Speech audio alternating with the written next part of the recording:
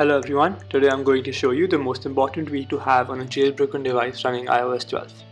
So as when we open Cydia and go ahead and scroll through the lot of tweaks available, we don't know if all of them are compatible with iOS 12, which can cause some problems or some major problems on iPhone. So let's go ahead and install this tweak known as tweak compatible. It is downloadable for free from Big Boss repository, which means that you won't need to add any extra sources. Now let's restart our Springboard, and upon doing so, let's go ahead and open Cydia again. Now let's go ahead and open Big Boss repo and scroll down to tweaks. We'll see that the tweaks which are compatible have a right tick with a green badge on it, as you can see, for a better privacy for WhatsApp.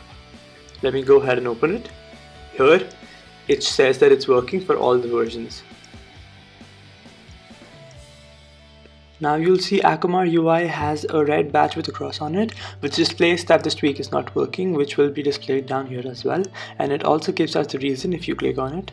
Therefore, this is the most essential app to have on a jailbroken device because it helps you avoid any wrong tweak or something which is not compatible with your iPhone.